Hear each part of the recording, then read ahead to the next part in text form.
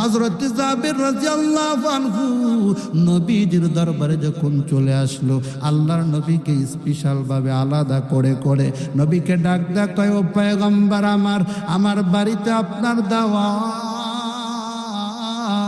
আমার নবী জাবেরের দাওয়াতের কথা শুনে শুনে নবী আমার মুস্কি হাসি দিলেন। এবার নবী ডাক দা বলে, জাবের আমি কি একাই তোমার বাড়িতে দাওয়াত গ্রহণ করব নাকি?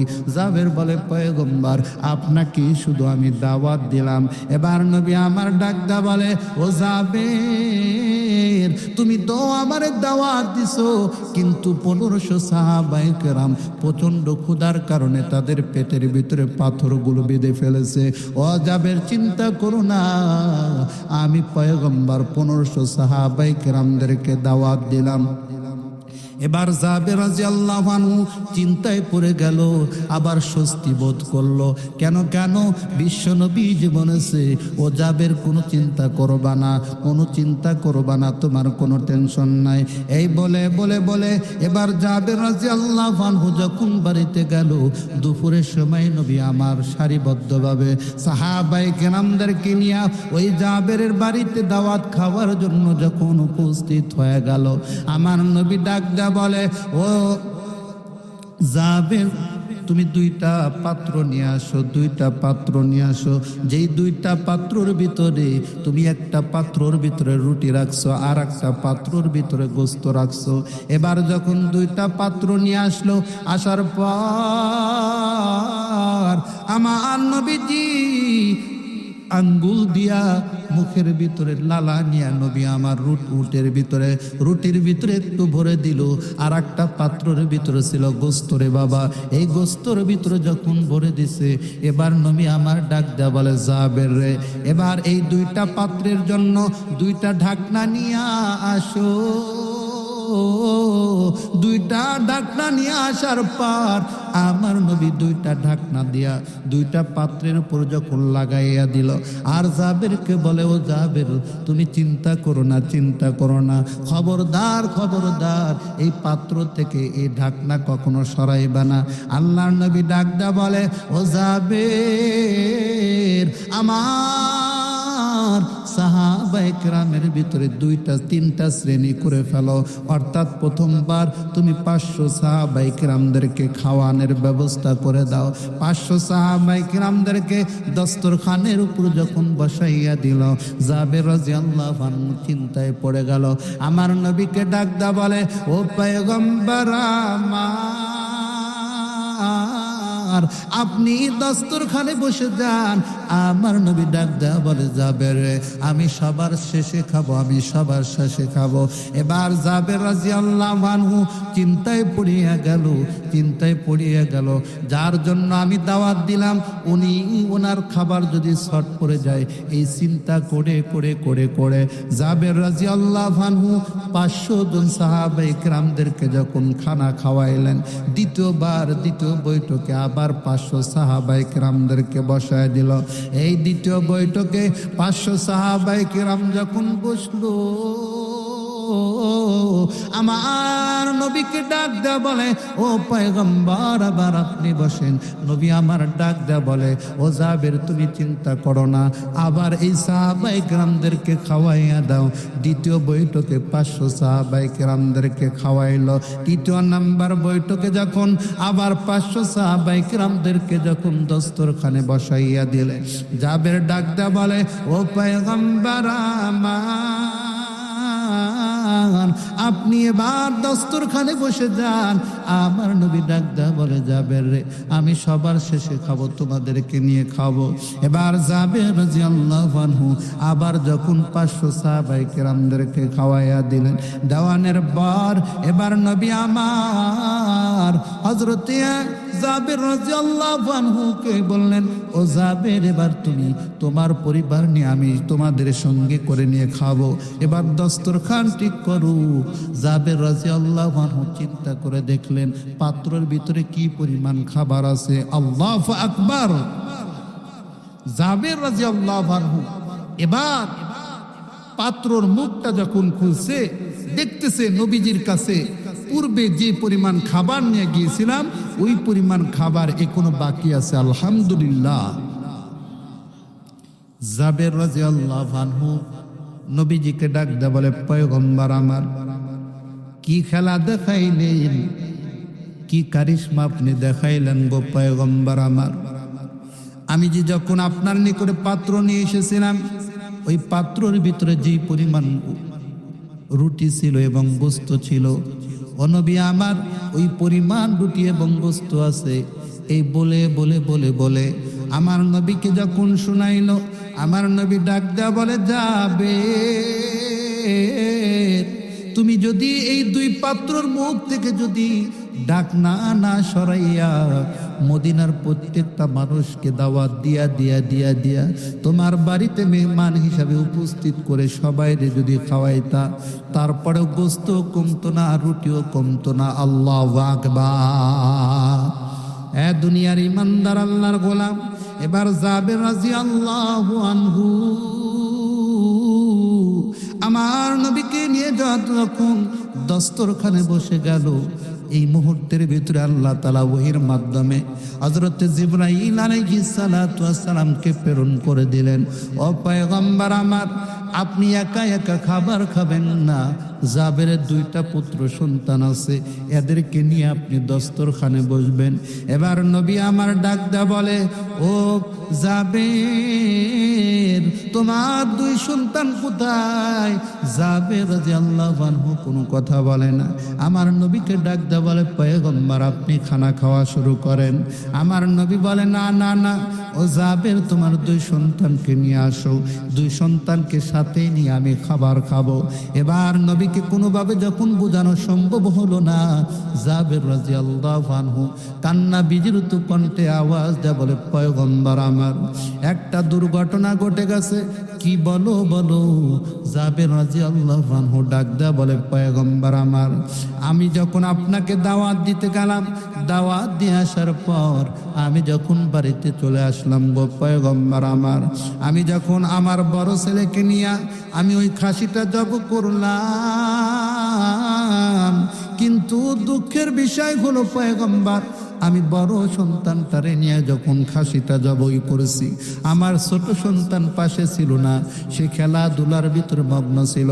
কিন্তু যখন এই খাসিটা জবাই করা শেষ হয়ে গেল, আমার ছোট সন্তান যখন বড় ভাইয়ের কাছে আবদার জানাইলো, ও বড় ভাই আমার, এই খাসিটা আমার আব্বাজান কিভাবে জবাই করেছে, আমার বড় সন্তানটা ছোট সন্তানকে প্র্যাকটিক্যাল ভাবে যখন দেখাইতেছিল, আমার বড় সন্তানটা চাকু দিয়া তার ছোট ভাইয়ের গলাটা এপার ওপার করে ফালাইছে। ও পয়গম্বর আমার, আমি এই দৃষ্টান্ত দেখে, এই কাহিনী দেখে, রক্তমাখা সন্তানের চেহারাটা দেখার পর আমি জাবের রাদিয়াল্লাহু আনহু সহ্য করতে পারলাম না। বড় সন্তানকে যখন খোঁজার জন্য বের হলাম, ও পয়গম্বর আমার, এই বড় সন্তানটা ভয়ের কারণে খেজুর গাছের গোড়ায় যখন মাথা পর্যন্ত উঠে, চূড়ায় পর্যন্ত উঠে উঠে বসতেছিল, আমাকে দেখার পর আমার বড় সন্তানটা ওই খেজুরের চূড়ায় থেকে যখন লাফ দিছে, জমিনে পড়ার সঙ্গে সঙ্গে মারা গেছে গো পয়গম্বর। ও পয়গম্বর আমার, এই দুইটা সন্তানকে আমি কম্বল দেয়া মরণ দিয়া আমি ওই ঘরের ভিতরে রাখছি। আমার নবী ডাক দেয়া বলে, যাবে রে, যাও যাও যাও, ওই দুই সন্তানের কাছে যা বলো, তোমাদের শেষ নবী জনাবে মুহাম্মদুর রাসূলুল্লাহ সাল্লাল্লাহু আলাইহি ওয়াসাল্লাম তোমাদের জন্য অপেক্ষা করতেছে। আমার নাম বলে ডাক দাও, তোমার দুই সন্তান মুহূর্তের ভিতরে আমার ডাকে সাড়া দিয়া আমার পাশে এসে দস্তরখানে বসে যাবে। আল্লাহু আকবার। দুনিয়ার ইমানদার আল্লাহর গোলাম সাহাবায়ে কেরাম, আমার নবীর এত পাগল ছিল, আমার নবীর এত বড় আশিক ছিল রে বাবা। দুনিয়ার ইমানদার সাহাবায়ে কেরাম নিজের বাবা মার চাইতে, নিজের আপন সন্তানাদের চাইতে আমার নবীকে কি পরিমাণ মহাব্বত করেছেন রে বাবা। নবীর আশিক যদি হতে পারেন, নবীর ভালো, নবীর বড় আশিক যদি হতে পারেন, নবীর প্রিয় আশিক যদি হতে পারেন, আমার নবী ডাক দেয়া বলে, দুনিয়ার উপর যে উম্মতটা আমি নবীর বড় আশিক হতে চাই, ওই উম্মতের জন্য করণীয় হলো আমি নবীর সুন্নত যেন আঁকড়িয়ে ধরে। তুমি রহমান, তুমি মেহেরবান, চিল্লা বলেন মারহাবা। খালিক তুমি, মালিক তুমি, হাকিম তুমি, অন্তর্যামী। পাপে ভরা এই জীবনে নেই তো গতি তুমি বিনে, আমি গাই তোমার গুণগান। তুমি রহমান, তুমি মেহেরবান, চিল্লা বলেন মারহাবা। ভালো লাগলো না খারাপ লাগলো? অনেক ভাই পিছনে বসে আছেন, আমার পিছনের ভাইরা একটু মেহেরবানি করে একটু সামনের দিকে আগায় বসা যায় না? আলহামদুলিল্লাহ, আলহামদুলিল্লাহিল্লাযী জাআলাশ শামসা ওয়াল কমারা বিহুসবান ওয়ান নাজমা ওয়াশ শাজারা ইয়াসজুদান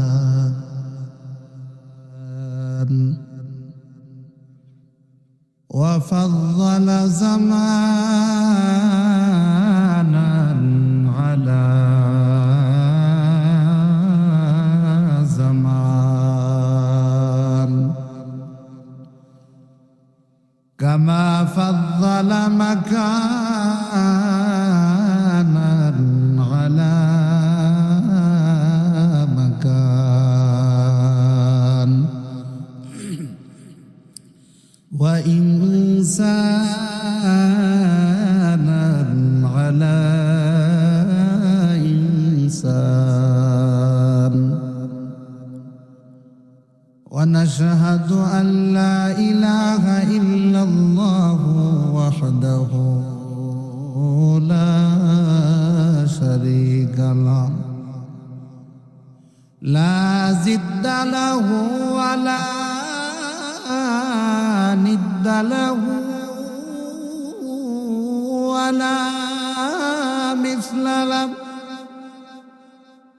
ওয়া নাশহাদু আন্না সাইয়্যিদানা ওয়া সানাদানা ওয়া হাবিবানা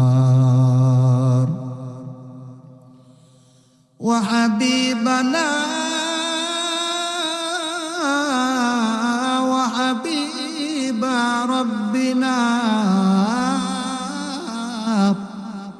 وطبيبنا وطبيب قلوبنا ومولانا وأولانا محمدا عبده ورسوله أرسله الله تعالى بالحق بشيرا ونذيرا وداعيا إلى الله بإذنه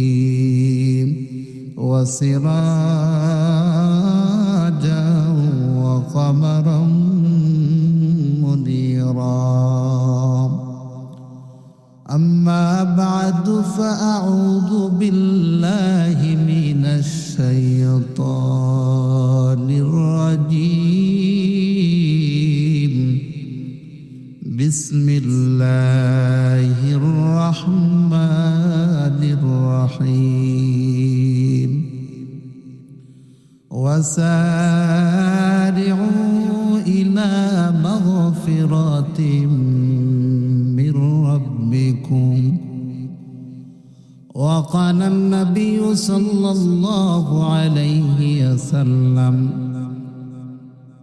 মান বানা লিল্লাহি মাসজিদান বানাল্লাহু লাহু বাইতান ফিল জান্নাহ আও কামা ক্বালান নাবিয়্যু আলাইহিস সালাতু ওয়াস সালাম صدق الله مولانا العظيم وصدق رسوله النبي الأمي الكريم ونحن على ذلك من الشاهدين والشاكرين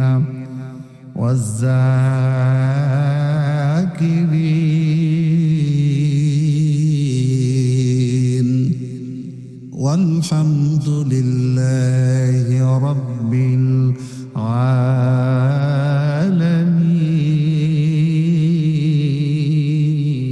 العالمين तौहीद की अमाना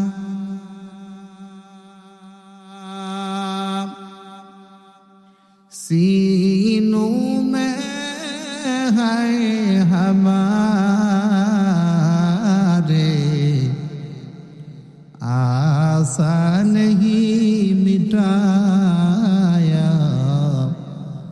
नामो निशा हमारे সকলে জবান খোলে লা ইলাহা ইল্লাল্লাহ লা ইলাহা ইল্লাল্লাহ লা ইলাহা ইল্লাল্লাহ লা ইলাহা ইল্লাল্লাহ লা ইলাহা ইল্লাল্লাহ লা ইলাহা ইল্লাল্লাহ পাগল মোহন আমার তুমি কারলা গিয়া করসরে দালান ঘর পাগল মোহন আমার তুমি কারলা গিয়া করসরে দালান ঘর উপর তালায় বাতি জ্বলে উপর তালায় বাতি জ্বলে নিস্তালাতে অন্ধকার পাগল মন আমার তুমি কারলা গিয়া করসরে দালান ঘর লা ইলাহা ইল্লাল্লাহ লা ইলাহা ইল্লাল্লাহ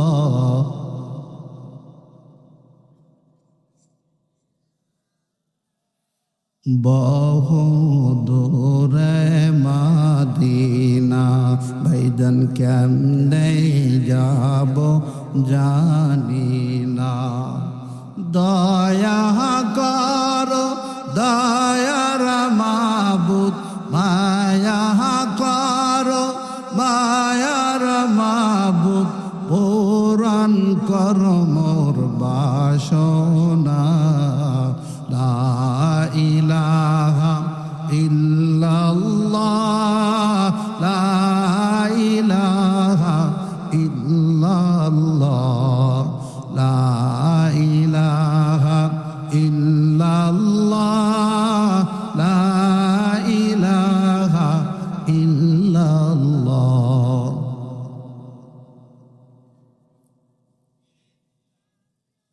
আমার দয়ার মাওলা রে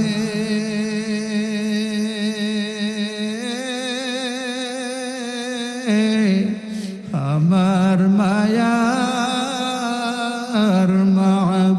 মাবুদ রে কোথায় গেলে পাইব তোমার ঠিকানা আল্লাহু আকবার বলেন আমার দয়ার মাওলা রে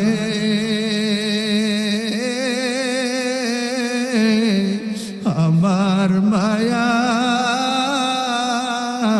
মাবুদ রে কোথায় গেলে পাইব তোমার ঠিকানা তোমাকে পাইবার হাসে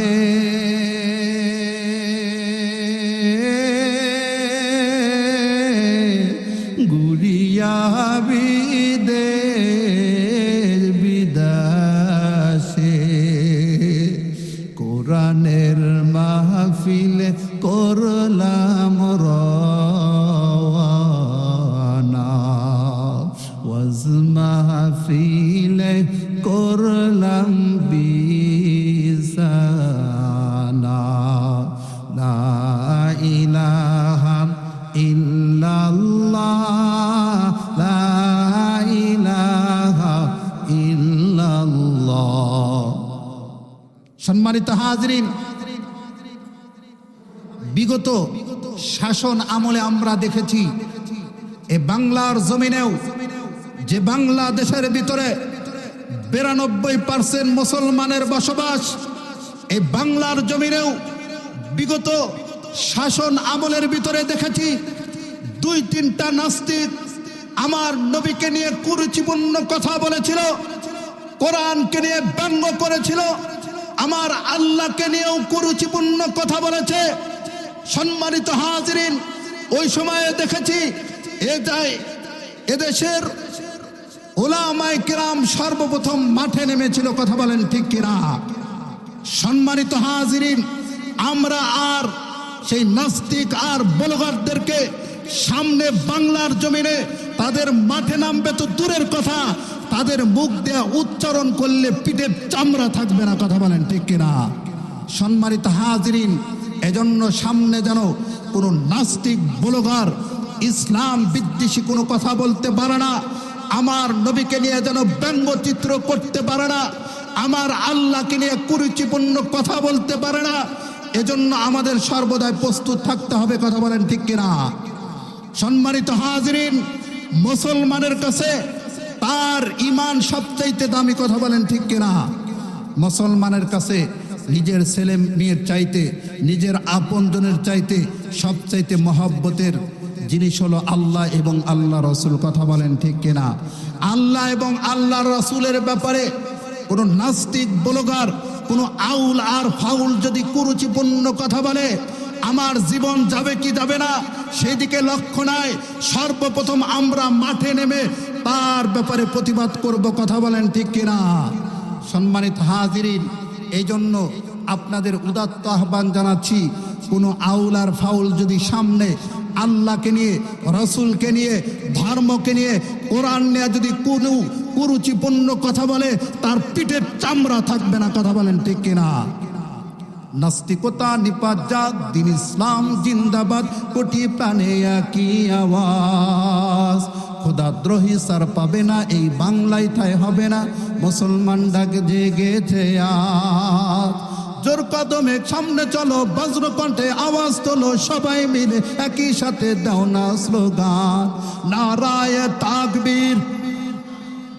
হয় না, জোরে আওয়াজ দিয়ে বলতে হবে, নারায়ে তাকবীর। দিন ইসলাম জিন্দাবাদ, দিন ইসলাম, দিন ইসলাম।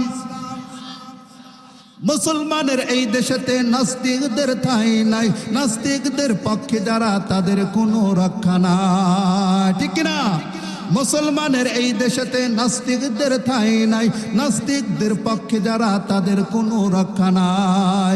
এই দেশেতে থাকতে হলে কোরআন মানতে হবে, কোরআন না মানলে তারা বিতাড়িত হবে। চিল্লা বলেন ঠিক কিনা? লিল্লাহে তাকবীর, নারায়ে তাকবীর। দিন ইসলাম, দিন ইসলাম, নারায়ে তাকবীর। আহারে, আপনাদের যে আওয়াজ, এই আওয়াজে তো বাহির পর্যন্ত আওয়াজ যায় না, মানুষ আসবো কি? শয়তানি তো ভয় পাইতেছে না। হ্যাঁ, ভাত খান নাই? সর্বনেশা কথা কন আপনারা। আপনারা কি না খেয়া মাহফিল আসেন? হ্যাঁ, গান দাইলের মানুষ কি না খেয়া মাহফিল আসে নাকি? হ্যাঁ, জোরে আওয়াজ দিয়ে বলেন লিল্লাহে তাকবীর। আর একটু পিছনের বাইরে সামনের গুলাই তাকবীর দিগরা হুজুর আঙ্গের দেহেও না, আমরা তাকবীর দিলি কি আর না দিলি কি? জোরে আওয়াজ এভাবে মুষ্টি করেন, লিল্লাহে তাকবীর। জোরে আওয়াজ দিয়ে বলেন লিল্লাহে তাকবীর। আল কোরআনের আলো, আল হাদিসের আলো, আলেম ওলামা যেখানে, আলেম ওলামা যেখানে, গান বাজনা যেখানে, মাহফিল যেখানে, লিল্লাহে তাকবীর। হ্যাঁ, এখন সিন মনে হইল যে গাইবান্ধার কিছু মানুষ বসবাস করে মনে হয়। ও গান্দাইল, সরি গান্দাইল, গান্দাইলের মানুষ মনে হয় বসবাস করে। এখানকার মানুষের মনে হয় ইমানি জজবা একটু বেশি আছে। আলহামদুলিল্লাহ বলেন, হ্যাঁ জোরে আলহামদুলিল্লাহ বলেন। যাই হোক, আলোচনার শেষ পর্যন্ত অর্থাৎ মোনাজাত পর্যন্ত থাকবেন এমন নিয়ত যদি আপনাদের ভিতরে থাকে, তাহলে মেহেরবানি করে দুইটা হাত তুলে আমার আল্লাহকে দেখায় দেন। হ্যাঁ, একজনও কিন্তু নড়াচড়া করা যাবে না, ঠিক আছে তো? ইনশাল্লাহ থাকবেন, আপনার থাকবেন তো ইনশাল্লাহ? না ভাগবেন যে হুজুর আগে দেখি আপনার আলোচনার কি অবস্থা, যদি একটু টান মান যদি দিয়ে হারে তাহলে ইনশাল্লাহ আছি। আর যদি দেখি টানের ভিতরে একটা ভেজাল আছে, তাহলে কিন্তু হুজুর যতই হাত তুলি না কে, বাপ মায়ের কাছে কত হাত তুললাম, তাই বাপ মায়ের মানি না। আর আপনি তো কোনকার হুজুর আইছেন, আপনি হাত তুললেন আর আমরা থাকলাম। থাকবেন তো ইনশাল্লাহ? হ্যাঁ জোরে আওয়াজ দিয়ে বলেন থাকবেন তো ইনশাল্লাহ? হাত নামান, আলহামদুলিল্লাহ বলেন। সবাই তো মাশাআল্লাহ ভালো আছেন নাকি?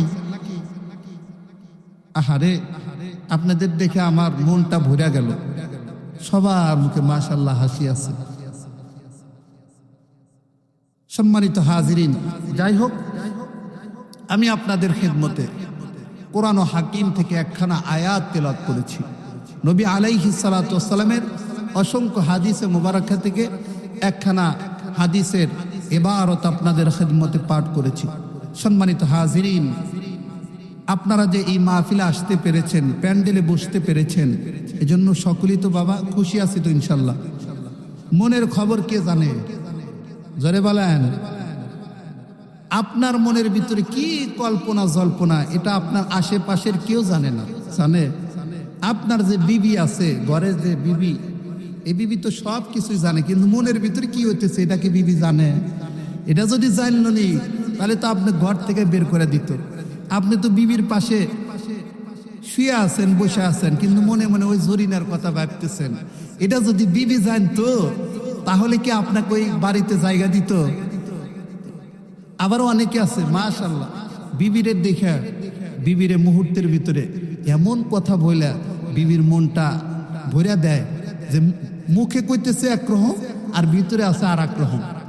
হয় কিনা? আপনি আপনার বিবির সাথে কথা বলতেছেন, কিন্তু মন যে হয়েছে ওই জরিনের পাশে, আবার ওই জুলাইখার পাশে মন চলে গেছে, কিন্তু ঠিকই আপনি বিবির কাছে মিষ্টি মিষ্টি কথা বলতেছেন। এই মনের খবর যদি আপনার বিবি জানতো, ঘাট ধাক্কা দেয়া বাড়ির থেকে বার করে দিত। এই তুমি কও একটা আর তোমার ভিতরে আছে আর একটা, কি ব্যাপার, তোমার কি ভাবসাব? এজন্য মনের খবর আল্লাহ কাউরে জানানের মতো মেশিনও কোনো বৈজ্ঞানিক এখন পর্যন্ত বানাইতে পারে নাই। মনের খবর একমাত্র কে জানেন? হ্যাঁ জোরে আওয়াজ দিয়ে বলেন, কে জানেন? মুসলমান ইমানদার আল্লাহর গোলাম। হ্যাঁ বান্দা, তোমার আমার মনের খবর দুনিয়ার কোনো মানুষ জানে না। এই মনের খবর আমার মালিক আল্লাহ তাআলা জানে। হে বান্দা, তুমি আমি কি পরিমাণ গুনাহের কাজ করেছি এটা তো তুমি আমি জানি, দুনিয়ার কোনো মানুষ জানে না আমার দ্বারা কি পরিমাণ গুনাহের কাজ হয়ে গেছে। হে বান্দা, তুমি তো এমন গুনাহ করছো, তোমার দ্বারা এমন গুনাহ হয়ে গেছে যে গুনাহের খবর তোমার বাবাও জানে না, তোমার মাও জানে না, তোমার বিবিও জানে না। আমার আল্লাহ তাআলা বলে, বান্দা, হে বান্দা, তোমার মনের খবর যদি তোমার বিবি জানতো তুমি কি পরিমাণ গুনাহের কাজ করেছো, এই গুনাহের খবর যদি তোমার বিবি জানতো, তোমার বিবি তোমারে ঘর থেকে তাড়িয়ে দিত, বের করে দিত, তোমাকে কোনো দিন স্বামী হিসাবে মানত না, স্বামী হিসাবে তোমাকে কদর করত না। তোমার মা যদি তোমার গুনাহের খবর জানতো,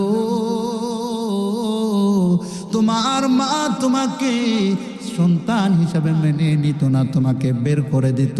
তোমার বাবা যদি তোমার গুনাহের খবর জানতো, তোমার বাবা কোনোদিন তোমাকে সন্তান হিসাবে পরিচয় দিত না, তোমাকে বাড়ির থেকে বের করে দিত। আমার মালিক আল্লাহ তাআলা বলে, ওয়াসারিউ ইলা মাগফিরাতিম মির রাব্বিকুম। ও বান্দা, কি পরিমাণ গুনাহের কাজ করেছো, গুনার দিকে না তাকাইয়া ও বান্দা তুমি আমি আল্লাহর রহমতের দিকে দৌড়াও, আমি আল্লাহর রহমতের দিকে দৌড়াও। ও আল্লাহ বলে, বান্দা, পাহাড় পরিমাণ গুনাহ করছো, আমি আল্লাহ ক্ষমা করে দিব। ওই সমুদ্রের পানি, ওই সমুদ্রের পানি পরিমাণ গুনাহ করছো, আমি আল্লাহ তোমার জিন্দেগীর গুনাহ খাতা মাফ করে দিব। হ্যাঁ বান্দা, তোমার গুনাহটা যদি আসমান বরাবর হয়ে যায়, আমি আল্লাহ তারপরও তোমার গুনাহ ক্ষমা করে দিব।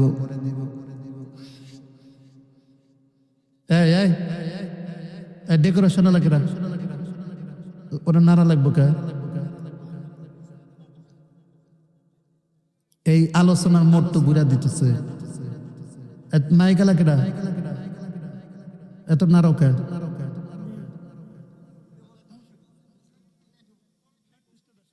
এই যে দুইবার তুমি ডিস্টার্ব করলে, আর একবার ডিস্টার্ব করলে কিন্তু খবর আছে, আলোচনার মোড় ঘুরা যায়।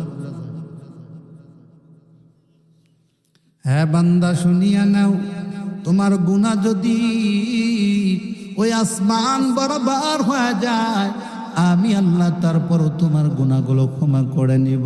হ্যাঁ বান্দা, কি পরিমাণ গুনাহ করেছো, আমি দয়ার মালিক আল্লাহ কোরআনুল হাকিমের ভিতরে বললাম, কুল ইয়া ইবাদিয়াল্লাযিনা আসরাফু আলা আনফুসিহিম লা তাকুনাতু মির রাহমাতিল্লাহ। হ্যাঁ বান্দা, গুনাহের কাজ করার পর আমি আল্লাহর রহমত থেকে নৈরাশ হইও না, আমি আল্লাহ তাআলার রহমত থেকে নৈরাশ না হইয়া ও বান্দা, তুমি নিজের উপর অনুশোচনা করে করে আমি আল্লাহর কাছে দুইটা হাত উত্তোলন করে করে, হ্যাঁ বান্দা, অনুতপ্ত হইয়া আমি আল্লাহর কাছে যদি ক্ষমা চাও, আমি আল্লাহ তোমার জিন্দেগীর গুনাহ খাতাগুলো আমি আল্লাহ ক্ষমা করে দিব। হ্যাঁ বান্দা, একটা বার চিন্তা করছো নাকি তোমার আমার দ্বারা কি পরিমাণ গুনাহ হয়ে গেল? হ্যাঁ বৃদ্ধ বাবাজি আমার, হে যুবক ভাই, হে পর্দানিশিও মা, আজকে যদি তুমি মারা যাও, তোমাকে কবরস্থানে যখন রাখা হবে, ওই কবরের কথা কি একটা বার স্মরণ করো না? হ্যাঁ যুবক ভাই, তোমার মতো কত যুবক ঘুমের ভিতরে মারা যায়, যুবক তুমি কি একটা বার মৃত্যুর কথা স্মরণ হয় না? হ্যাঁ বৃদ্ধ বাবা আমার, এখনো কি মরার ভয় অন্তরের ভিতরে জাগ্রত হয় না? ওই কবরের কথা কি তোমার দিলের ভিতরে ধাক্কা দেয় না? হ্যাঁ বাবা, তুমি তো প্রতিদিন কবরস্থানের পাশ দিয়ে হেঁটে হেঁটে তুমি তোমার গন্তব্যস্থলে যাও, কবরস্থান পাশ গেটে তুমি তোমার ক্ষেত খামারিতে যাও, তোমার বাড়ির দিকে যাও, ওই কবরের পাশ দেয়া যখন তুমি যাও, ওই সময় কি তোমার অন্তরের ভিতরে কবরের ভয় অন্তরের ভিতরে সেট হয় না? ওই কবরের ভয় তোমার অন্তরের ভিতরে সেট হয় না? ওই কবর দেখার পরেও কি তোমার পরিবর্তন আসে না? হ্যাঁ দুনিয়ার ইমানদার আল্লাহর গোলাম, আল্লাহর পয়গম্বর সাহাবায়ে কেরামরা কবর দেখে হাউমাউ করে কান্না করতো, ফোফায়া ফোফায়া কান্না করতো, চোখের পানিগুলো ছেড়ে দেয়া কান্না করতো। আর দয়ার নবীকে ডাক দেয়া বলতো, ও পয়গম্বর আমার, আমরা দুনিয়া থেকে বিদায় নেয়া যখন অন্ধকার কবরও চলে যাব, ও পয়গম্বর আমার, আমাদের মন সাক্ষী দেয় ওই কবরের ভিতরে কি ধরা খেয়ে যায় নাকি? এই বলে বলে বলে সাহাবায়ে কেরাম নবীজির কাছে হাউমাউ করে কান্না করত। ও দুনিয়ার ইমানদার আল্লাহর গোলাম, আমার নবীকে সাহাবায়ে কেরাম কি পরিমাণ বিশ্বাস করত, কি পরিমাণ মহব্বত করত, কি পরিমাণ আল্লাহর নবীকে ভালোবাসত। ও দুনিয়ার ইমানদার আল্লাহর গোলাম, আল্লাহর পয়গম্বরের বিশিষ্ট সাহাবী হযরত জাবির রাদিয়াল্লাহু আনহু নবীজির সঙ্গে যখন খন্দক যুদ্ধে অংশগ্রহণ করল রে বাবা, আল্লাহর পয়গম্বর সাহাবায়ে কেরামদেরকে নিয়া ওই খন্দকের যুদ্ধে মাটি খনন করে হযরত জাবির রাদিয়াল্লাহু আনহু নবীজির দৃশ্য দেখে দেখে দেখে জাবির রাদিয়াল্লাহু আনহুর অন্তরের ভিতরে মায়া লেগে গেল। বাড়ির দৌড় দিয়া যাইয়া দৌড় দিয়া বিবির কাছে যা বলে, ও বিবি আমার, আমার নবীজি তো ক্ষুধার যন্ত্রণায় পেটে পাথর বেঁধে বেঁধে বেঁধে পাথরগুলো পেটের সঙ্গে বাঁধিয়া ওই খন্দকের যুদ্ধের ভিতরে মাটিগুলো খনন করতেছে। নবীজির প্রচন্ড ক্ষুধা, ও বিবি আমার ঘরে কিছু খাবার আছে নাকি? এবার বিবি ডাক দেয়া বলে, আমার বাড়িতে কিছু আটা আছে। এবার জাবের রাদিয়াল্লাহু আনহু ডাক দেয়া বলে, ও বিবি আমার, এই আটাগুলো দিয়ে তুমি রুটিগুলো বানাও। আর বাড়িতে একটা মাত্র খাসি ছিল রে বাবা। হযরতে জাবের রাদিয়াল্লাহু আনহু এবার ওই খাসিটা যখন জব করে ফেললো, জবে করার পর হযরতে জাবের রাদিয়াল্লাহু আনহু গোশতগুলো বানাইয়া তার বিবিরে ডাক দেয়া বলে, বিবি আমার, এই গোশতগুলো সুন্দর করে পাকাও, আমি নবীজিকে আমার বাড়িতে দাওয়াত দিতে চাই। এবার বিবি ডাক দেয়া বলে, স্বামী আমার, আপনি যান, দয়ার নবীকে আমার বাড়িতে দাওয়াত দিবেন। খবরদার, ও আমার স্বামী, 4 জন মানুষ খাইতে পারবে এই পরিমাণ রুটি আমরা বানাইতে পারবো। এই বলে বলে বলে হযরতে জাবের রাদিয়াল্লাহু আনহু নবীজিকে যখন দাওয়াত দেওয়ার জন্য গেল, আল্লাহর পয়গম্বরের সঙ্গে 1500 সাহাবায়ে কেরাম ছিল। প্রচন্ড ক্ষুধা, প্রত্যেকজন সাহাবী পেটের ভিতরে পাথর বেঁধে রাখছে। এবার এই 1500 সাহাবায়ে কেরামদেরকে নিয়ে আমার নবী খন্দকের যুদ্ধের প্রস্তুতি নিচ্ছে। ওই মাটিগুলো খনন করে এমন সময় হযরত জাবির রাদিয়াল্লাহু আনহু নবীজির দরবারে যখন চলে আসলো, আল্লাহর নবীকে স্পেশাল ভাবে আলাদা করে করে নবীকে ডাক দেয়া কয়, ও পয়গম্বর আমার, আমার বাড়িতে আপনার দাওয়াত। আমার নবী জাবেরের দাওয়াতের কথা শুনে শুনে নবী আমার মুস্কি হাসি দিলেন। এবার নবী ডাক দা বলে, জাবের, আমি কি একাই তোমার বাড়িতে দাওয়াত গ্রহণ করব নাকি? জাবের বলে, পয়গম্বর, আপনাকে শুধু আমি দাওয়াত দিলাম। এবার নবী আমার ডাক দা বলে, ও জাবের, তুমি তো আমারে দাওয়াত দিছো, কিন্তু 1500 সাহাবায়ে কেরাম প্রচন্ড ক্ষুধার কারণে তাদের পেটের ভিতরে পাথরগুলো বেঁধে ফেলেছে। ও জাবের, চিন্তা করো না, আমি পয়গম্বর 1500 সাহাবায়ে কেরামদেরকে দাওয়াত দিলাম।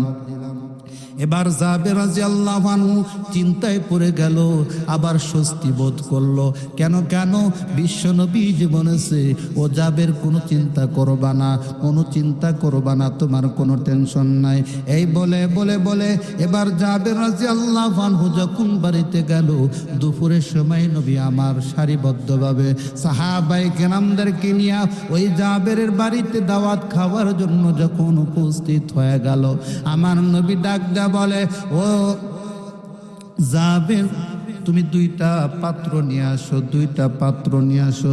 যেই দুইটা পাত্রর ভিতরে তুমি একটা পাত্রর ভিতরে রুটি রাখছো, আর একটা পাত্রর ভিতরে গোস্ত রাখছো। এবার যখন দুইটা পাত্র নিয়ে আসলো, আসার পর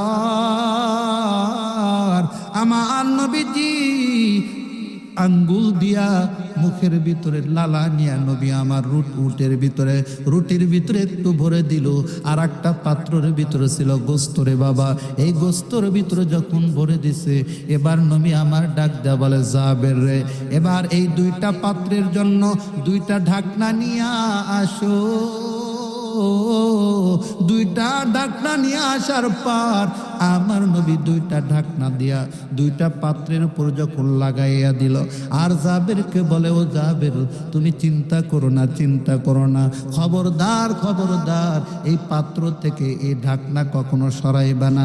আল্লাহর নবী ডাকদা বলে, ও জাবের আমার সাহাবায়ে কেরামের ভিতরে দুইটা তিনটা শ্রেণী করে ফেলো, অর্থাৎ প্রথমবার তুমি 500 সাহাবায়ে কেরামদেরকে খাওয়ানোর ব্যবস্থা করে দাও।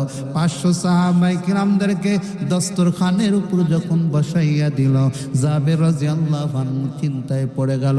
আমার নবীকে ডাকদা বলে, ও পয়গম্বর আমার, আপনি দস্তরখানে বসে যান। আমার নবী ডাক দেয়া বলে, জাবের আমি সবার শেষে খাবো, আমি সবার শেষে খাবো। এবার জাবের রাদিয়াল্লাহু আনহু চিন্তায় পড়িয়া গেল, যার জন্য আমি দাওয়াত দিলাম উনি ওনার খাবার যদি শর্ট পড়ে যায়, এই চিন্তা করে করে করে করে জাবের রাদিয়াল্লাহু আনহু 500 জন সাহাবায়ে কেরামদেরকে যখন খানা খাওয়াইলেন, দ্বিতীয় বৈঠকে আবার 500 সাহাবায়ে কেরামদেরকে বসায় দিল। এই দ্বিতীয় বৈঠকে 500 সাহাবায়ে কেরাম যখন বসলো, আমার নবীকে ডাক দেয়া বলে, ও পয়গম্বর আবার আপনি বসেন। নবী আমার ডাক দেয়া বলে, ও জাবের তুমি চিন্তা করো না, আবার এই সাহাবায়ে কেরামদেরকে খাওয়াইয়া দাও। দ্বিতীয় বৈঠকে 500 সাহাবায়ে কেরামদেরকে খাওয়াইলো। তৃতীয় নাম্বার বৈঠকে যখন আবার 500 সাহাবায়ে কেরামদেরকে যখন দস্তরখানে বসাইয়া দিলে, জাবের ডাক দেয়া বলে, ও পয়গম্বর আমার, আপনি এবার দস্তরখানে বসে যান। আমার নবী ডাক দেয়া বলে, জাবের রে আমি সবার শেষে খাবো, তোমাদেরকে নিয়ে খাবো। এবার জাবের রাদিয়াল্লাহু আনহু আবার যখন 500 সাহাবায়ে কেরামদেরকে খাওয়াইয়া দিলেন, দেওয়ানের পর এবার নবী আমার হযরতে জাবের রাদিয়াল্লাহু আনহুকে বললেন, ও জাবের এবার তুমি তোমার পরিবার নিয়ে আমি তোমাদের সঙ্গে করে নিয়ে খাবো, এবার দস্তরখান ঠিক করো। জাবের রাদিয়াল্লাহু আনহু চিন্তা করে দেখলেন পাত্রের ভিতরে কি পরিমাণ খাবার আছে। আল্লাহু আকবার। জাবের রাদিয়াল্লাহু আনহু এবার পাত্রর মুখটা যখন খুলছে, দেখতেছে নবীজির কাছে পূর্বে যে পরিমাণ খাবার নিয়ে গিয়েছিলাম ওই পরিমাণ খাবার এখনো বাকি আছে। আলহামদুলিল্লাহ। জাবের রাদিয়াল্লাহু আনহু নবীজিকে ডাক দেয়া বলে, পয়গম্বর আমার, কি খেলা দেখাইলেন, কি কারিশমা আপনি দেখাইলেন গো পয়গম্বর আমার। আমি যে যখন আপনার নিকটে পাত্র নিয়ে এসেছিলাম, ওই পাত্রের ভিতরে যে পরিমাণ রুটি ছিল এবং গোস্ত ছিল, ও নবী আমার ওই পরিমাণ রুটি এবং গোস্ত আছে।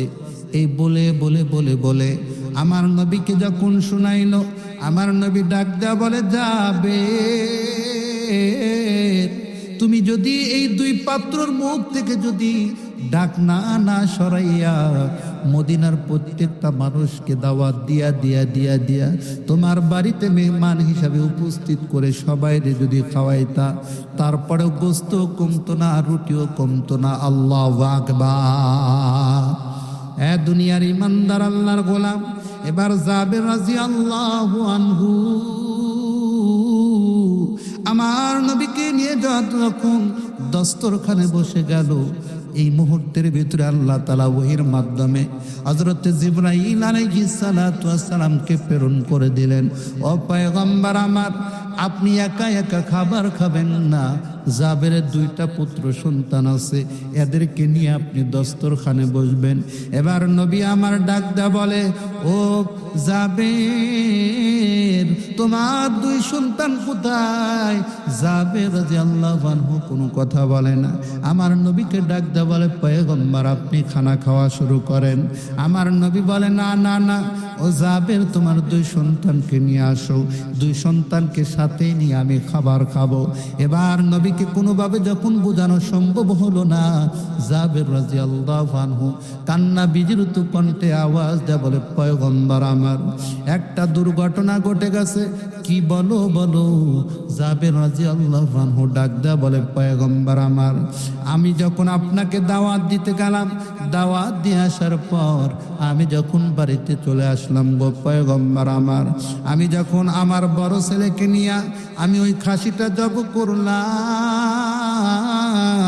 কিন্তু দুঃখের বিষয় হলো পয়গম্বর, আমি বড় সন্তানটারে নিয়ে যখন খাসিটা জবাই করেছি, আমার ছোট সন্তান পাশে ছিল না, সে খেলাধুলার ভিতরে মগ্ন ছিল।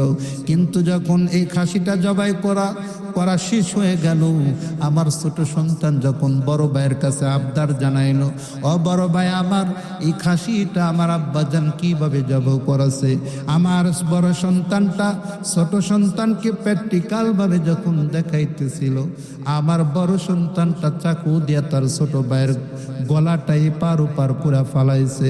ও পয়গম্বর আমার, আমি এই দৃষ্টান্ত দেখে, এই কাহিনী দেখে, রক্তমাখা সন্তানের চেহারাটা দেখার পর আমি জাবের রাদিয়াল্লাহু আনহু সহ্য করতে পারলাম না।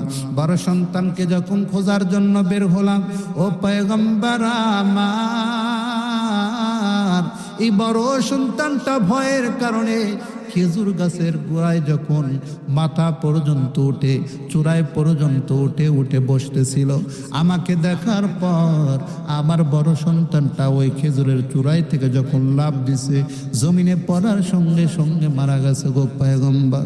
ও পয়গম্বর আমার, এই 2টা সন্তানকে আমি কম্বল দেয়া মরণ দিয়া আমি ওই ঘরের ভিতরে রাখছি। আমার নবী ডাক দেয়া বলে, যাবে রে, যাও যাও যাও, ওই 2 সন্তানের কাছে যা বলো, তোমাদের শেষ নবী জনাবে মুহাম্মাদুর রাসূলুল্লাহ সাল্লাল্লাহু আলাইহি ওয়াসাল্লাম তোমাদের জন্য অপেক্ষা করতেছে। আমার নাম বলে ডাক দাও, তোমার 2 সন্তান মুহূর্তের ভিতরে আমার ডাকে সাড়া দিয়া আমার পাশে এসে দস্তরখানে বসে যাবে। আল্লাহু আকবার। হ্যাঁ দুনিয়ার ইমানদার আল্লাহর গোলাম সাহাবায়ে কেরাম, আমার নবীর এত পাগল ছিল, আমার নবীর এত বড় আশিক ছিল রে বাবা। হ্যাঁ দুনিয়ার ইমানদার সাহাবায়ে কেরাম নিজের বাবা মার চাইতে, নিজের আপন সন্তানাদের চাইতে আমার নবীকে কি পরিমাণ মহব্বত করেছেন রে বাবা।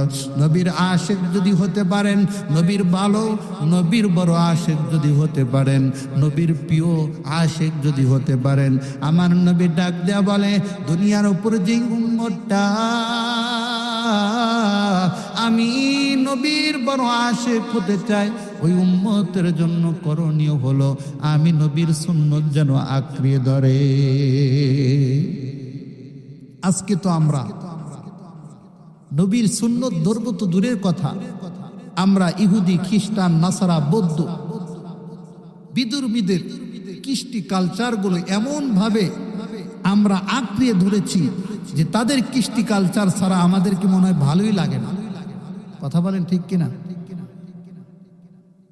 আমরা বিদুর্মীদের পোশাক আদি, বিদুর্মীদের চলন ফেরন, বিদুর্মীদের কৃষ্টি কালচার, চুলের ডিজাইন সব কিছু আমরা আঁকড়িয়ে ধরেছি, নবীজির সুন্নতকে আমরা দূরে সরে দিয়েছি। কথা বলেন ঠিক কিনা? সম্মানিত হাজরিন, সাহাবায়ে কেরাম তো নবীর এত বড় আশিক ছিল, নবীজির প্রত্যেকটা কদমকে ফলো করে করে নিজের জীবনের সাথে পরিপূর্ণভাবে সেট করেছেন। এজন্যই আল্লাহ তাআলা বলেন, রাদিয়াল্লাহু আনহুম ওয়া রাদু আন, আল্লাহ তাআলা যাদের উপর খুশি হয়েছেন তারাও আল্লাহ তাআলার উপর সন্তুষ্টি হয়েছেন। অর্থাৎ আল্লাহ তাআলা যাদের উপর সন্তুষ্ট তারাও আল্লাহ তাআলার উপর সন্তুষ্ট। আল্লাহ তাআলা তাদেরকে দুনিয়াতে সার্টিফিকেট দিয়েছেন, জান্নাতের সার্টিফিকেট দিয়েছেন। আল্লাহু আকবার বলেন। সম্মানিত হাজরিন, এজন্য যারা দুনিয়াতে কষ্ট করে মেহনত করে প্রত্যেকটা কদমে কদমে নবীজির সুন্নত ফলো করে করে যারা চলতে পারবে, যারা দুনিয়াতে নবীজির সুন্নত মোতাবেক জীবনকে পরিচালনা করবে, আল্লাহ তাআলা তাদেরকে দুনিয়াতেও দামি বানায় দিবেন, মরার পরে তো স্পেশাল জান্নাত তাদের জন্য অপেক্ষা করবেই। আল্লাহু আকবার বলেন। হে দুনিয়ার ইমানদার আল্লাহর গোলাম, আমার নবীকে সাহাবায়ে কেরাম কি পরিমাণ নবীজির কথাগুলো মেনে মেনে চলতো রে বাবা। আমার নবী হযরতে বেলালকে ডাক দা বলে, ও বেলাল, ওই মিনার উপর উঠে উঠে তুমি আজান দিতা, কিন্তু আজকে তুমি এলান করে দাও, হাইয়া আলাল জিহাদ, জিহাদের ঘোষণা তুমি মিনার থেকে দিয়ে দাও। হযরতে বেলাল যখন ওই মিনাতে দাঁড়িয়ে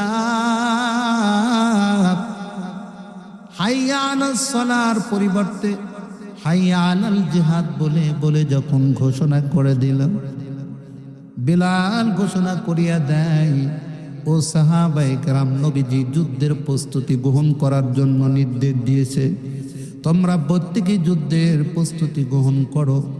এই বলে বলে যখন এলান করে দিল, একজন মহিলার কর্ণপাতে যখন আওয়াজ চলে গেল, মহিলাটা চোখের পানিগুলো ছেড়ে ছেড়ে কান্না করে। তার কোলের ভিতরে একটা বাচ্চা ছিল। এই বাচ্চার মুখের উপর যখন মার গরম অশ্রুটা প্রবাহিত হয়েছে, সন্তানটার ঘুম ভেঙে গেছে। মাকে ডাক দা বলে, মা, আমার কি জন্য আপনি এত কান্না করেন? হ্যাঁ মা, আপনার কান্নার কারণ কি? ছোট্ট বাচ্চা যখন বলল, এবার মা ডাক দেয়া বলে, রে সন্তান, ওই যে মিনার থেকে আওয়াজ আসতেছে, হাইয়া আলাল জিহাদ, হাইয়া আলাল জিহাদ, জিহাদের ঘোষণা আসলো। ওরে আমার সন্তান, আমার যদি একটা প্রাপ্তবয়স্ক সন্তান থাকতো, আমি মা আমার সন্তানটারে ওই যুদ্ধের ময়দানে নবীজির সঙ্গে আমি শরীক বানাইয়া দিতাম। কিন্তু সন্তান, 3-4 বছর পূর্বে তোমার আব্বা যখন ওই এলান যখন চলে আসলো, ওই মিনার থেকে যখন যুদ্ধের এলান চলে আসলো, তোমার বাবা যখন আমারে বলল, ও স্ত্রী আমার, আমি যুদ্ধের প্রস্তুতি নিয়া নবীজির সঙ্গে যুদ্ধে অংশগ্রহণ করব, এই বলে বলে বলে তোমার বাবা যখন আমার থেকে অনুমতি চাইলো, আমি তোমার বাবারে অনুমতি দেয়া দিলাম। ওই 3-4 বছর আগে তোমার বাবা ওই যে যুদ্ধে চলে গেল, আর কোনো দিন তোমার বাবার চেহারা আমি দেখি নাই। ওরে আমার সন্তান, আমার যদি প্রাপ্তবয়স্ক সন্তান থাকতো, আমার এই সন্তানটাকে নবীজির দরবারে উপস্থিত করে করে করে করে আমি নবীজির যুদ্ধের ভিতরে আমার সন্তানটারে শরীক বানায় দিতাম। আমি মা তো এমন মা, আমার মন চায় আমি একজন শহীদি সন্তানের মা হব। এই বলে বলে বলে আল্লাহর বান্দিটা চোখের পানিগুলো ছেড়ে কান্না করে। এবার সন্তান ডাক দেয়া বলে, মা আমার, আপনি আমার নবীজির দরবারে নেন। এই বলে বলে বলে এই ছোট্ট সন্তানকে নিয়ে যখন নবীজির দরবারে চলে গেছে, দুখুনি মা যাওয়ার পর সাহাবায়ে কেরাম সোজা কাতার হয়ে দাঁড়িয়ে গেছে। এই মহিলাটা পিছনে দাঁড়িয়ে গেছে। সাহাবায়ে কেরাম ডাক দেয়া বলে, এই যুদ্ধের ভিতরে কোনো মহিলা নেওয়া হবে না, তুমি চলে যাও চলে যাও চলে যাও। এই বলে বলে বলে যখন সাহাবায়ে কেরাম যখন এই আল্লাহর বান্দা এই বান্দিকে যখন ওই সারি ওই কাতারের ভিতর থেকে যখন তাড়িয়ে দেওয়া শুরু করলেন, মহিলা এবার চোখের পানিগুলো ছেড়ে কান্না করে। আর সাহাবায়ে কেরামদেরকে ডাক দেয়া বলে, ও সাহাবায়ে কেরাম, আমি তো যুদ্ধের ভিতরে যাব না, আমার সন্তানটারে একটু যুদ্ধের ভিতরে অংশগ্রহণ করাইতে চায়। সাহাবায়ে কেরাম ডাক দেয়া বলে, এই অপ্রাপ্ত বয়স্ক সন্তানকে আমরা যুদ্ধের ভিতরে শরীক করব না, তুমিও চলে দাও, তোমার সন্তানকে নিয়ে যাও। কিন্তু আল্লাহর বান্দি চোখের পানিগুলো সারিয়া কান্না করে আর সাহাবায়ে কেরামদেরকে ডাক দেয়া বলে, আমার তো মন চায় আমার সন্তানটা যুদ্ধের ভিতরে শহীদ হবে, আমি শহীদের মা হতে চাই। আমার স্বামী 3 বছর আগে 4 বছর আগে ওই যুদ্ধের ময়দানে চলে গেল, আর কোনোদিন তার চেহারাটা দেখতে পাইলাম না। আমি তো শহীদি স্বামীর স্ত্রী হতে পেরেছে, আমার স্বামী শহীদ হয়ে গিয়েছে, আমার মন চায় আমার সন্তানটাও যেন শহীদ হয়ে যায়। আমি শহীদি মা হইয়া ওই হাসরের ময়দানে ওই মালিক আল্লাহ তাআলার দরবারে আমি যেন একটা নাজাতের মাধ্যম পাওয়া যায়। ও মালিক আল্লাহ, দুনিয়াতে তুমি আমার স্বামী দান করেছিলে, এই স্বামীটারও তোমার রাস্তায় শহীদ করে দিয়েছি। সন্তান একটা দান করেছিলে, ও দয়ার মালিক, এই সন্তানটারেও আমি তোমার রাস্তায় দান করে দিয়েছি, শহীদ করে দিয়েছি। এই বলে বলে বলে আমি কিয়ামতের ময়দানে ওই আল্লাহ তাআলার দরবারে এই পুঁজিটুকু আমি উপস্থিত করব। এই বলে বলে যখন মহিলা কান্না করে, আমার নবী ডাক দেয়া বলে, ও আমার সাহাবায়ে কেরামরা, ওই মহিলা কি জন্য আইছে, কি বলে আমার নিকটে পাঠিয়ে দাও। নবীজির দরবারে যখন চলে গেছে, আমার নবীকে ডাক দেয়া বলে, পয়গম্বর আমার, আমি আমার সন্তানটারে আপনার যুদ্ধের ভিতরে আমি অংশগ্রহণ করাইতে চাই। ও পয়গম্বর, আমার এই সামান্য হাদিয়াটুকু আপনি কবুল করে নেন। আমার নবী ডাক দেয়া বলে, এই অপ্রাপ্ত বয়স্ক সন্তানটারে নিয়ে যুদ্ধের ভিতরে কি লাভ হবে? এ তো কামানও ধরতে পারবে না, এ তো তরবারিও ধরতে পারবে না, একে নিয়ে তো কোনো কাজ হবে না, তুমি চলে যাও চলে যাও চলে যাও। এই বলে বলে বলে আমার নবী যখন মহিলাটারে দরবার থেকে বের করে দিলেন, মহিলাটা কান্না বিজড়িত কণ্ঠে যখন বের হওয়া শুরু করলো, এবার বের হবার সময় আমার নবীকে ডাক দেয়া বলে, পয়গম্বর আমার স্বামী 3 বছর আগে যুদ্ধের ভিতরে যাইয়া শহীদ হয়ে গেছে। ও পয়গম্বর, আমার সামান্য একটা হাদিয়া আমার সন্তানটারে আনছি। ও পয়গম্বর, আমি চাই আমি মা, আমার মনের ভিতরে তামান্না আমার সন্তানটা আল্লাহর রাস্তায় জিহাদ করবে, শহীদ হবে, আমি মার তামান্না। ও পয়গম্বর, আমার হাদিয়াটুকু কবুল করে নেন। নবী গো, আমি জানি আমার সন্তান তরবারি ধরতে পারবে না, বর্ষাও মারতে পারবে না, তীরগুলো মারতে পারবে না, কিন্তু পয়গম্বর আমার সন্তানটারে আপনি ডাল হিসাবে কবুল করতে পারেন, আমার সন্তানটারে ডাল হিসাবে ব্যবহার করতে পারেন। নবী গো, ডান দিক থেকে যদি কোনো তীর আপনার দিকে আসে, আমার সন্তানটারে ডান দিকে আপনি এরকমভাবে তাক লাগিয়ে ধরে রাখবেন, ডাল হিসাবে ধরে রাখবেন। ডান দিক থেকে তীর আসলে আমার সন্তানের ভিতরে তীরগুলো যেন ঢুকে পড়ে, আপনি যেন সেফটি পান, আপনি যেন নিরাপদে থাকেন।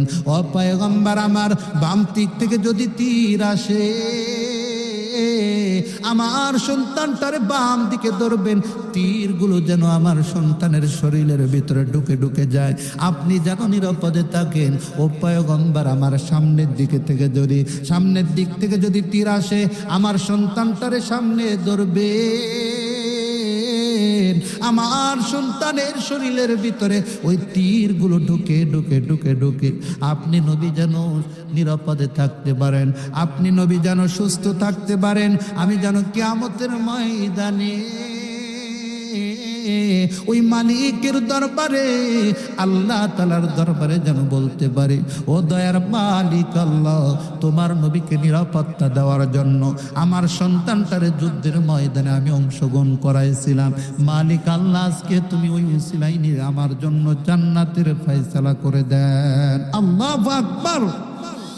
হ্যাঁ দুনিয়ার ইমানদার আল্লাহর গোলাম, সাহাবায়ে কেরামগুলো আমার নবীকে কি পরিমাণ মহব্বত করেছিলেন। ও দুনিয়ার ইমানদার আল্লাহর গোলাম, এই জন্য নবীর মহব্বত আমাদের অন্তরের ভিতরে আছে কি নাই? জোরে বলেন, কম না বেশি? হুজুর মহব্বতটা আছে আলহামদুলিল্লাহ। আমরা মুখ দেখ শুধু মহব্বতের পরিচয় দিই, কিন্তু কার্যকলাপে একটাও পাওয়া যায় না। কথা বলেন ঠিক কিনা? প্রেমিক আর প্রেমিকা, প্রেমিকা কি চায়? প্রেমিক সর্বদাই প্রস্তুত থাকে আমার প্রেমিকাকে কিভাবে খুশি করা যায়, চাই গান বলে হোক, অন্যথায় প্রেমিকাকে খুশি করতে হলে নাচ না জানলেও নাচ দেয়। কি দেয়? ড্যান্স দেয়। কি জন্য? প্রেমিকাকে খুশি করার জন্য। আমার প্রেমিকা কোন পোশাক পছন্দ করে, কোন কালারটা পছন্দ করে, ওই কালারের পোশাক পরে পরে প্রেমিকার সামনে উপস্থিত হয়, যেন আমার প্রেমিকা আমার প্রতি আসক্ত হয়। কথা বলেন ঠিক কিনা? সম্মানিত হাজিরিন, দুনিয়াতে যদি কারো ভালোবাসা পাইতে হলে তার পছন্দনীয় জিনিসকে ফলো করতে হয়। আর আমি আপনি নবীকে মহব্বত করি, বাট কিন্তু নবীর সুন্নত একটাও আমার জীবনের সাথে সেট করব না, এটা কখনোই হতে পারে না। কথা বলেন ঠিক কিনা? হাসরের ময়দান, কিয়ামতের ময়দান, যেদিন সকল মানুষগুলো যার যার মতো আলাদা হয়ে যাবে, ওই দিন আল্লাহ তাআলা কহার নামক, কহার নাম দিয়ে যখন ঘোষণা করবে, ভয়ঙ্কর আওয়াজ যখন চলে আসবে, তখন সব মানুষগুলো থরথর করে কাঁপতে থাকবে। কথা বলেন ঠিক কিনা? দুনিয়ার ইমানদার আল্লাহর গোলাম, ওই হাসরের ময়দানে, কিয়ামতের ময়দানে আমার নবী ছাড়া কোনো উপায় থাকবে না। কথা বলেন ঠিক কিনা? নবীর সুপারিশ ব্যতীত ওই হাসরের ময়দানে পার হওয়া বড় মুশকিল হয়ে যাবে রে বাবা। হাসরের ময়দানটা এত ভয়ানক হবে, নবী আমার ডাক দিয়ে বলে, ওই হাসরের ময়দানটা আজকে দুনিয়াতে তোমার ছেলে তোমার কাছে প্রিয়, মেয়েটাও অনেক প্রিয়, তোমার বিবিটাও অনেক প্রিয়। বিবিকে ছাড়া একটা রাত তুমি দূরে কাট, তোমার ছেলে মেয়েগুলো তোমার থেকে ভিন্ন হয়ে যাবে, তোমার আপন বলতে কেউ থাকবে না। ওই কবর জগতে যাওয়ার পর তোমার ছেলে মেয়ে 3 দিন 5 দিন কান্না করবে, তারপরে তোমার কবরের আশেপাশেও যাবে না। হ্যাঁ বাবা, ওই হাসরের ময়দানে সকল মানুষগুলো ইয়া নাফসি ইয়া নাফসি করতে থাকবে। ওইদিকে জাহান্নামের বিকট আওয়াজ, জাহান্নাম সামনের দিকে আগাইতে থাকবে, হুঙ্কার দিতে দিতে দিতে দিতে সামনের দিকে যখন অগ্রসর হবে, আমার আল্লাহ তাআলা ফেরেশতাদেরকে বলবে, ও ফেরেশতা দেরি করবা না, জাহান্নামে শেকল দিয়া দিয়া ওই জাহান্নামটারে আটকিয়ে ধরো। 70,000 ফেরেশতা জাহান্নামটারে নিয়ন্ত্রণ করবে রে বাবা। কিন্তু জাহান্নাম সামনের দিকে আগাইতে থাকবে, আগাইতে থাকবে, আগাইতে থাকবে। আর আল্লাহকে ডাক দেয়া বলবে, দয়ার মালিক, দুনিয়াতে যারা আপনার নাফরমানি করেছে, দুনিয়াতে যারা আপনার বিরুদ্ধচারণ করেছে, দুনিয়াতে যারা আপনার গোলামি না করে করে তার জীবনটারে পরিচালনা করেছে, ওই নাফরমান বান্দাদেরকে আমার ভিতরে ঢুকায়া দাও। এই বলে বলে বলে জাহান্নাম যখন হুঙ্কার দিবে, আমার আল্লাহ তাআলা ঘোষণা করে দিবে, হ্যাঁ দুনিয়ার উপরে জালেম শাসকরা কই রে কই, তোরা দুনিয়াতে অহংকার নিয়ে জমিনে চলত, অধনাট্য ব্যক্তিরা দুনিয়ার উপরে তোমরা অহংকার নিয়া নিয়া নিয়া এই দুনিয়ার জমিনে চলাফেরা করছো। আজকে তোমাদের ক্ষমতা কই? লিমানিল মুলকুল ইয়াউম, আজকে ক্ষমতার মালিককে? সকলেই বলবে লিল্লাহিল ওয়াহিদুল কাহার, একমাত্র শুধুমাত্র রাজত্বের মালিককে। আর একটু জোরে আওয়াজ দেয়া বলেন কে? আমার আল্লাহ তাআলা ওই হাসরের ময়দানে কহার বলে যখন ঘোষণা দিয়ে দিবে, সকল মানুষগুলো থর থর থর থর করে কাঁপতে শুরু করবে। হ্যাঁ দুনিয়ার ইমানদার আল্লাহর গোলাম, দুনিয়াতে আল্লাহ তাআলা যত পয়গম্বর রাসূল দুনিয়াতে প্রেরণ করেছেন, সকল পয়গম্বর রাসূলগুলো ইয়া নাফসি করতে থাকবে। হাসরের ময়দানটা কত ভয়ানক হবে, সকল মানুষগুলো ইয়া নাফসি বলতে থাকবে।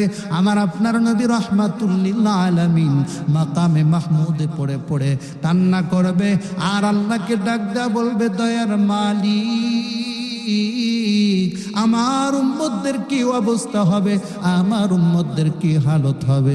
ও মালিক আল্লাহ, আমার উম্মতদেরকে আপনি বাঁচান, আমার উম্মতদেরকে বাঁচান। আমার নবী কান্না করবে, কান্না করবে। এমনই সময় আমার আল্লাহ তাআলা ফেরেশতার মাধ্যমে জানাইয়া দিবে, ও ফেরেশতা যাও যাও যাও, আমার নবীকে বলো মাথা উঠাইতে, কান্না বন্ধ করতে বলো। আমার নবী দুনিয়াতে কম কান্না করে নাই, আমার নবীকে আমি আল্লাহ দুনিয়ার জমিনে কম কান্না করাই নাই। আমার নবীকে আল্লাহ তাআলা শ্রেষ্ঠত্ব দান করেছেন। আমার নবী কি পরিমাণ কষ্ট সহ্য করেছে রে বাবা। যেই নবীর উপর মশা মাছি পড়া হারাম ছিল, ওই নবী এই কালেমার জন্য একত্ববাদের দাওয়াত দিতে গিয়ে কি পরিমাণ নির্যাতনের শিকার হয়েছেন রে বাবা। আমার নবীজি এই দাওয়াত দিতে গিয়া নিজের শরীর দিয়া রক্তগুলো ঝরাইছে রে বাবা। আমার নবী তায়েফের ময়দানে কি পরিমাণ কষ্টের শিকার করেছেন, কি পরিমাণ নির্যাতনের শিকার হয়েছিলেন। আমার নবী হাসরের ময়দানে আল্লাহকে ডাক দেয়া বলবে, ও দয়ার মালিক আল্লাহ, আমার গুনাহগার উম্মতদেরকে তুমি মালিক নাজাতের ফয়সালা করে দাও। আল্লাহ তাআলা ফেরেশতার মাধ্যমে বলবে, পয়গম্বর আপনি মাথা উঠান, আপনি মাথা উঠান। ও নবী, এই হাসরের ময়দানে আপনার কান্না আমি সহ্য করতে পারি না।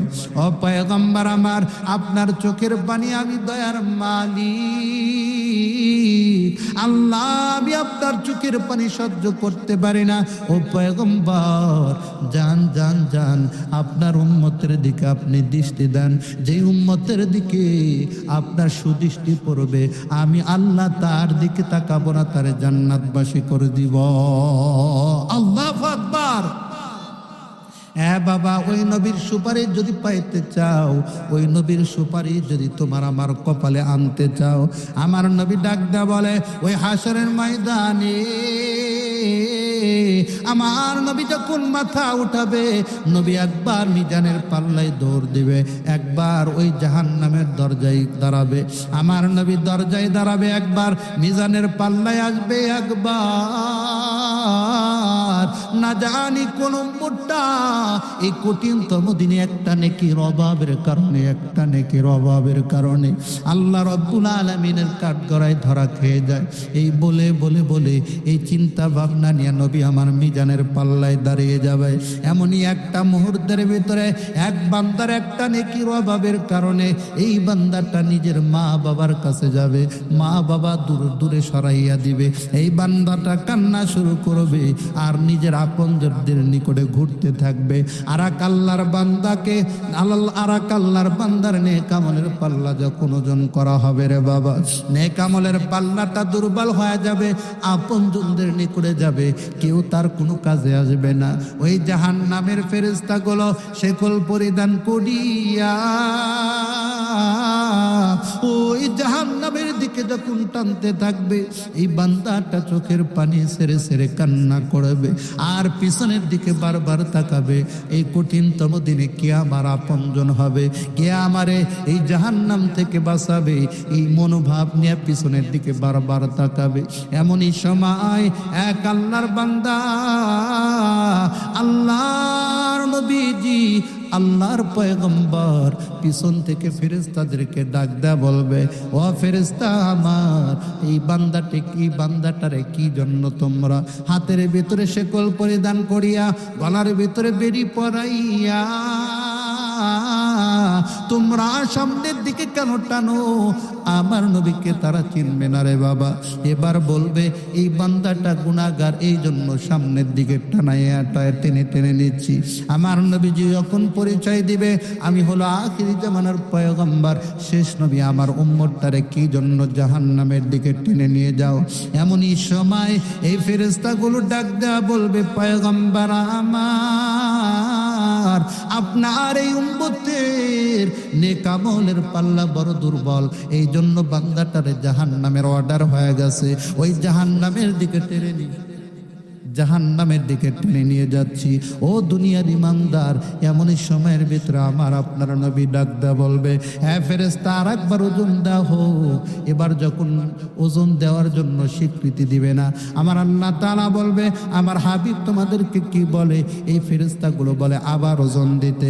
এবার নবীজির সামনে এই বান্দার নেক আমলের পাল্লা যখন ওজন দিবে, নবী চিন্তা ভাবনা করে দেখবে নেক আমলের পাল্লা তো দুর্বলই দেখা যাচ্ছে। নবীজি মায়া নিয়া এই উম্মতের পক্ষ থেকে উকালতি করে করে একটা সামান্য পরিমাণ কাগজ যখন বান্দার নেক আমলের পাল্লার উপর রাখবে, মুহূর্তের ভিতরে উম্মতের নেক আমলের পাল্লাটা ওজনদার হয়ে যাবে। আল্লাহু আকবার বলে। এই জন্য বাবা আমাদের নবীর সুপারিশ দরকার আছে কি নাই? সবার আছে। নিজের আমল নিয়ে কি জান্নাতে যেতে পারবো এই বিশ্বাস সবার আছে?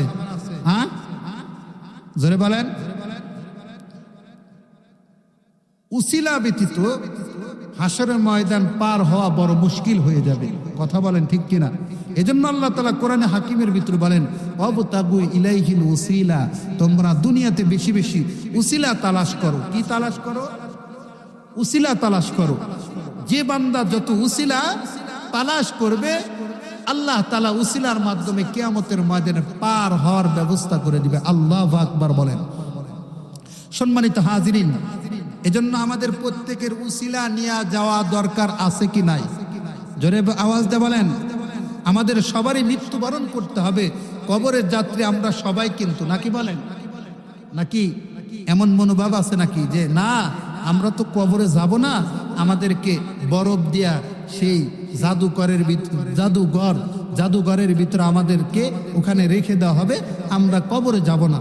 বলেন তো দেখি, একজন মানুষের বডি মাটির নিচে রাখলেই মনে হয় সেই আল্লাহর কাছে ধরা খাইলো, আর যার বডি মাটির নিচে রাখলো না এ মনে হয় ধরা খাইলো না। এমন কি অবস্থা?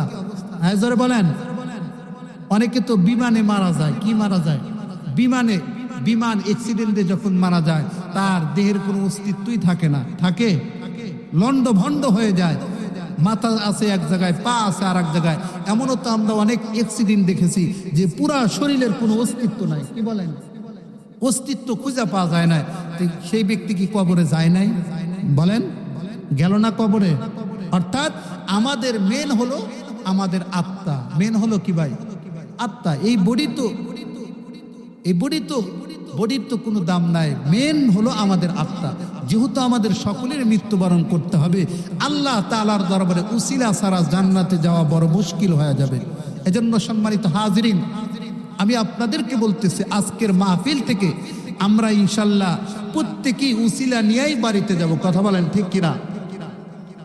তো উসিলা, আজকের উসিলা হলো আপনাদের এই মসজিদের উন্নয়ন কল্পে মাহফিল।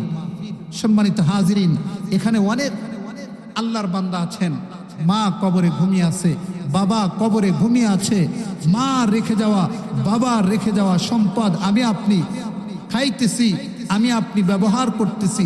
ওই মা আর বাবার জন্য ইনশাল্লাহ মসজিদের জন্য সর্বপ্রথম কে আছেন যে হুজুর আমি টাইলস দিব, মসজিদের কাজ চলতেছে, সর্বপ্রথম কে আছেন ইনশাল্লাহ আমি সর্বপ্রথম মসজিদের টাইলস দিব, এমন কে আছেন? একটু মেহরবানি করে, মা বাবা কবরে শুয়ে আছে, একটু মেহরবান করে দাঁড়িয়ে যান।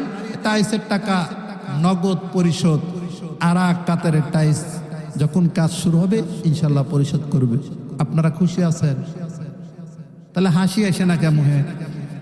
যে হুজুর খালি সভাপতি দিজ্ঞা, আমরা খালি হাসাই মনে করে শেষ করে দিব, পার করে দেব, এরকম হলে হবে? হ্যাঁ, আর একজন 2 কাতার হয়ে গেল, মোট হলো 13 কাতার। কয় কাতার হুজুর?